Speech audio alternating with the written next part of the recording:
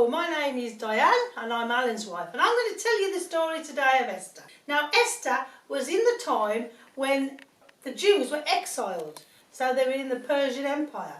Now King Xerxes was on the throne and Esther lived in Susa with her uncle Mordecai. Unfortunately she lost her mum and dad, and all she had was her uncle to look after her. King Xerxes was a bit of a party animal and he loved having parties. He'd party all day long if he could, and he had one that lasted 180 days. And the next one he had lasted 7 days. At the end of this 7 days, when he was high in spirits with wine, he wanted to show off his wife. Now Queen Vashti was having a party of her own. She was having her own banquet for the women. And he summoned Queen Vashti to come to him. But Queen Vashti refused. She refused to go to the king. He was so mad that he decided that he would cut Queen Vashti off completely. And he decided to find a new queen. And he decided that he would send out these notices everywhere for people to fetch all the beautiful women to the palace. And Esther was one of those ladies. On the way, Mordecai told Esther not to tell anybody that she was a Jew. She must keep that secret. All the beautiful women that were found in that area was taken to the palace, and they had to go through a lot of beautifying therapies. Out of all those beautiful women, King Xerxes chose Esther to be his queen. Now while Mordecai was sitting at the city gates, he unearthed a plot to kill King Xerxes and was able to tell Esther, and the plot was foiled, and it was recorded that Mordecai had saved the king's life. Everything was wonderful for Esther till a man called Haman was exalted. He was put above all other men except the king. So when he went round the town, everybody had to bow down to him. Now Mordecai, being a Jew, refused to bow down to anybody but God. And this made Haman really, really angry. Every time he walked through the city gates, he would see everybody bowing down but Mordecai. And he got angrier and angrier. It wasn't enough that he wanted to kill Mordecai. He wanted to kill the whole of the Jewish population in all the provinces of Persia. And he went to the king, because he had the king's ear. And he says, King, there's some people in this land that don't take no notice of your laws.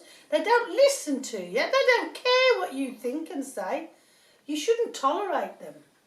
I'll tell you what, why don't we pass a law that on the 13th day of the 12th month, that all the people can kill the Jews in all of the provinces of Persia.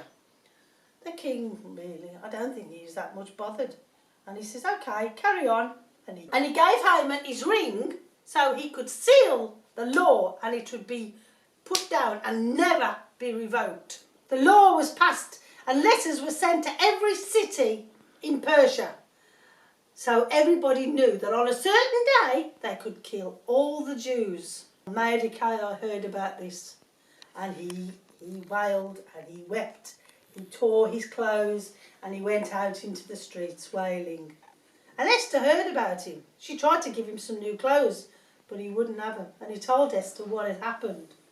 And he told her that she's got to go to the king and she'd got to have an audience with him and beg him for the lives of the Jews.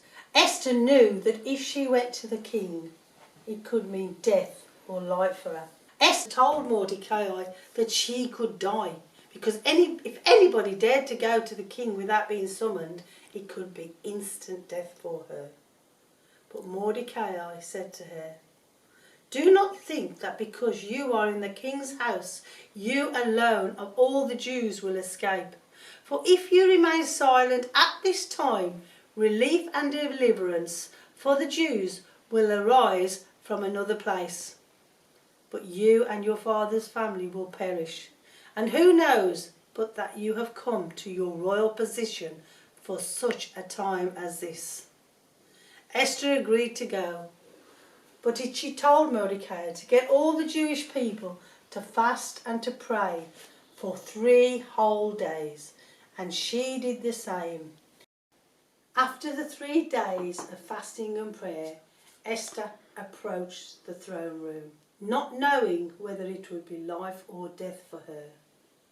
But as she went, he held out the sceptre to her, and she knew that she would live. King Xerxes asked her what she wanted, and all she said was, "Will you come to a banquet and bring Haman with you?" So they went, but still Esther refused to tell him what she wanted, and just asked him to attend another banquet the next day, and Haman agreed. Haman went out really pleased with himself. He was so happy. He'd been invited to the Queen's banquet. There was just him, nobody else, him and the king. That was it. He was put into such a high position. But then he went past the gate, and there was Mordecai, tall and proud, refusing to bow down to him. He went home and called his friends and told them what a great day he'd had, how much money he'd got, how many sons he'd got, but how it all meant nothing if he couldn't get Mordecai to bow down to him. They tried to cheer him up by telling him to build gallows in his garden 75 feet high and having Mordecai hung on them the next day. He got gallows in his garden 75 feet tall. That night Haman went to sleep with a smile on his face, thinking that Mordecai was going to be dead by the next morning. But God had other plans. That very same night, the king became restless and couldn't sleep. So he decided to do a bit of reading. And he read Mordecai saved his life. And he realised that nothing was done for him. The next morning he was pondering and asking the question, what could I do for Mordecai when Haman arrived? So he said to Haman, "Haman, what should I do to the man that the king wants to honour?" Well, Haman thought, "Oh, it's me. He wants to honour me."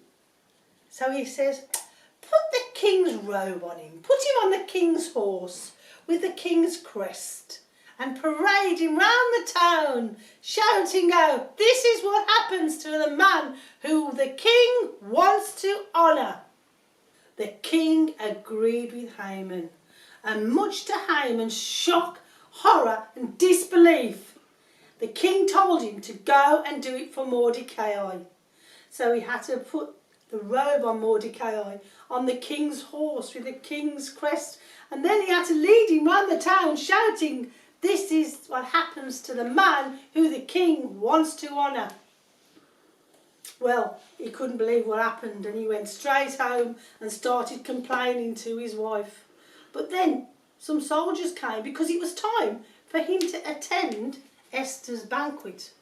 So Haman and the king went to Esther's banquet, and the king asked again, "What do you want, Esther? Up to half my kingdom I will give you."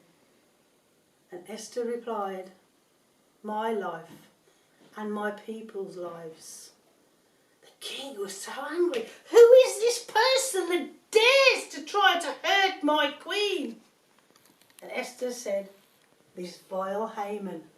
Haman was absolutely beside himself, and he fell onto Esther, begging her to spare his life. But the king was so incensed because he'd fell on her that he had her taken away straight away, and Haman was hanged on his own gallows in his own garden.